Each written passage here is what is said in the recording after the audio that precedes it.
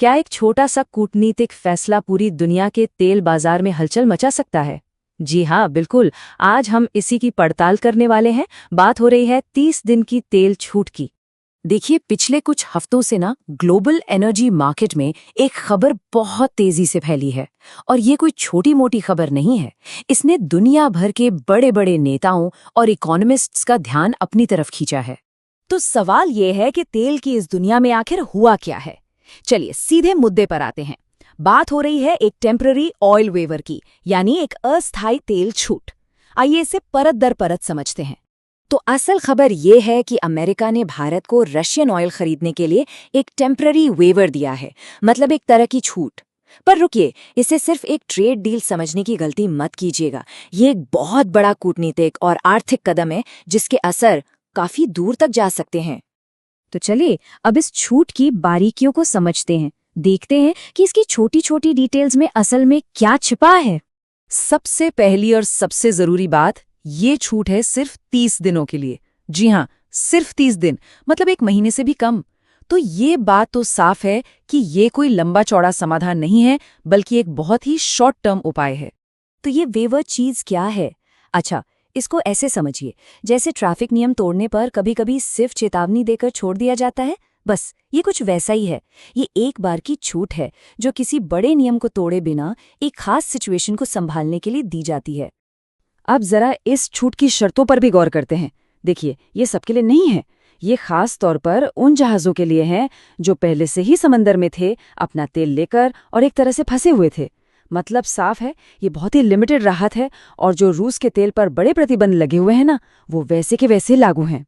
लेकिन सबसे बड़ा सवाल तो यही है कि आखिर ये सब हुआ ही क्यों? इस फैसले के पीछे की असली वजह मिडल ईस्ट में चल रहे संकट से जुड़ी है। चलिए इस कनेक्शन को थोड़ा और गहराई से समझते हैं।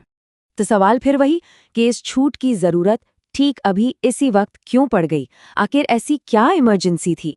इसका जवाब सिर्फ एक शब्द में है, स्टेबिलिटी, यानी स्थिरता। इसे एक तरह का सेफ्टी वॉल्व समझिए। देखिए, मिडिल ईस्ट में टेंशन बढ़ रहा है और दुनिया इस वक्त तेल की कमी का एक और झटका नहीं झेल सकती। ये ग्लोबल इकोनॉमी को पटरी पर रखने की एक सीधी सीधी कोशिश है। और इस पूरी कहानी के सेंटर में कौन है? भारत। भारत हर रोज लाखों बैरल तेल इस्तेमाल करता है, जो इसे दुनिया के सबसे बड़े एनर्जी मार्केट्स में से एक बनाता है। जाहिर है, इसलिए भारत से जुड़ा कोई भी फैसला पूरी दुनिया की इकोनॉमी पर सीधा असर डालता है। ये जो पूरी सिचुएशन है ना, ये एक बहुत ही नाजुक बैलेंसिंग एक्ट है। एक तरफ तेल का फ्लो बनाए रखना जरूरी है ताकि कीमतें आसमान न छूने लगे, वहीं दूसरी तरफ रूस पर जो प्रतिबंध लगे हैं उन्हें भी जारी रखना है। ये एक बहुत ही मुश्किल डिप्लोमैटिक रस्साकशी है, सच में। तो ठीक है, हमने सारे फैक्ट्स तो देख लिए, लेकिन इसका असली मतलब क्या है? चलिए अब जरा बड़ी पिक्चर को समझते हैं और ये देखते हैं कि ये खबर इतनी जरूरी क्यों है। एक एक्सपर्ट ने इस बात को बहुत अच्छे से समझाया है। उनका एक कोट है जो सब कुछ साफ कर देता है। वो कहते हैं, ये घटनाक्रम इस बात पर रोशनी डालता है कि कैसे जियोपॉलिटिकल टेंशन्स सीधे सीधे ग्लोबल एनर्जी सप्लाई और तेल की कीमतों पर असर डाल सकते हैं। और सही मायनों में यही इस पूरी कहानी का निचोड़ है। ये हमें याद दिलाता है कि दुनिया कितनी जुड़ी हुई है, एक जटिल पहेली की तरह, जहां एक कोने में कोई पॉलिटिकल हलचल होती है तो दूसरे कोने में अर्थव्यवस्था हिल जाती है। सब कुछ एक दूसरे से कनेक्टेड है।